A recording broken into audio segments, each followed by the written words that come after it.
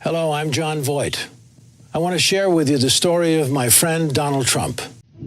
As you know, he's running for President of the United States.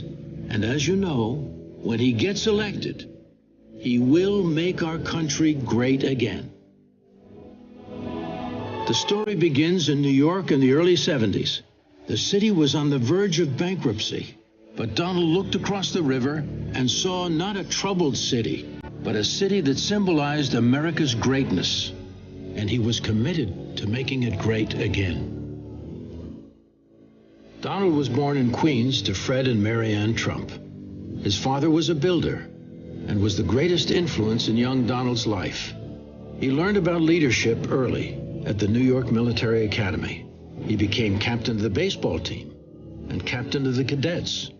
He learned the building business at his father's side while working on his degree at the Wharton School of Finance. After college, Donald faced a decision: join his father in Queens or dream big and make it in the greatest city in the world. The decision was easy.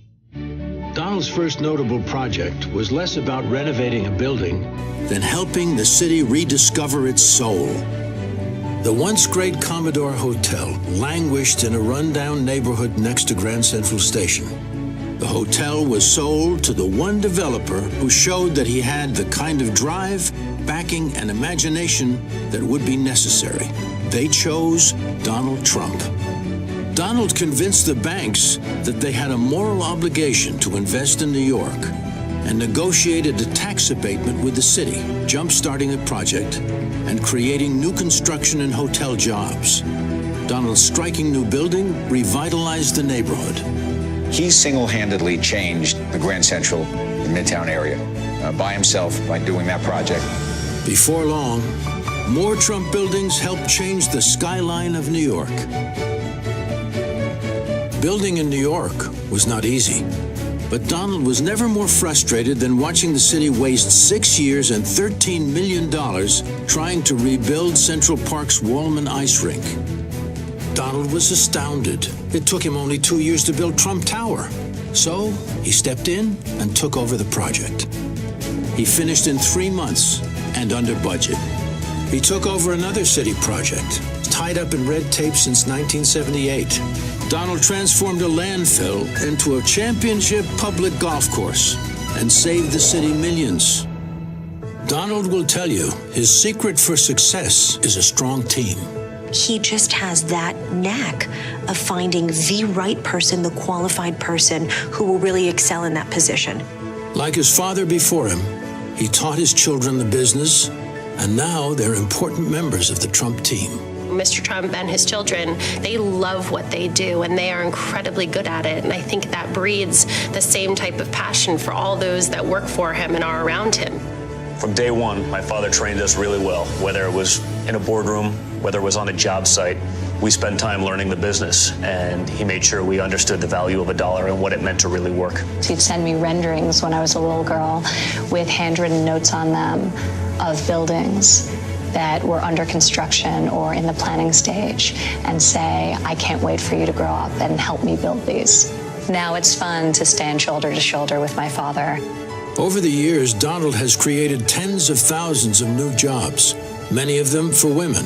When I was building my building on Park Avenue, and he was building the Trump Tower, he had the first female construction superintendent on the job. When he made me general manager 9 years ago, there were only 3 female general managers of 5-star hotels in the whole of North America. After a long career, accomplishing much of what others said couldn't be done, Donald Trump has set his sights on a new rebuilding project. I am officially running for President of the United States, and we are going to make our country great again.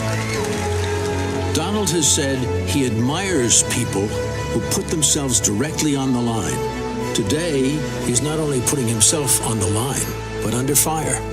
Donald could have continued his successful career and spent more time with his family, but instead, he chose to run for president. See, he doesn't need to do this, but what's been happening over the last 8 years has been so tragic for the course of our nation. He simply had to do this. For my father to step away from a company that he's deeply committed to in favor of running for elected office was a real sacrifice for him. It's Donald's nature to help others. A lot of times he comes across a story or meets a person that touches him, and he'll make sure that that person is taken care of privately for the rest of their lives. Donald Trump has a very big heart. When police officers or firefighters or even sanitation workers, correction officers, I can remember a teacher got injured or died, he would step forward and he would make an anonymous contribution. For Donald, it all begins with our young people. Donald Trump believes that higher education and more job opportunities will enhance the quality of American living. Donald is committed to protecting our families and keeping our cities safe. What I see out of Donald Trump, it starts with a message. It starts with a positive message of respect for the American law enforcement officer. But we need it from our national leaders, and that's where we're not getting it right now. He is the one candidate, the non-politician, who can fix our broken economy and get America working again. Trump is a guy, brand new, comes in, shakes up Washington, changes policies on taxes and regulations and helps businesses, and middle-income wage earners will get a raise for the first time in 15 years. Donald will stand up for America. Donald Trump understands negotiation. There's just no doubt about it. It's one of his great strengths, and we have been taken to the cleaners in world trade. We are losing jobs every year, every day, as a result of bad trade policies and bad trade agreements. While some politicians say our best days are past, Donald believes our best days are yet to come. Ronald Reagan was a cheerleader for America. He would talk about what a great country this is, how important it is to work. That gives incentive to people, and it makes working hopeful. I think what Donald Trump can do, he can give us hope again. He can give us pride in being an American again. He can make us feel like what we should feel like. We're exceptionally lucky people living in this country. Donald Trump is a leader, not a politician. He will be honest with the American people. He will stop wasteful government spending of our tax dollars. He will cut our taxes and create jobs and will rebuild our broken economy.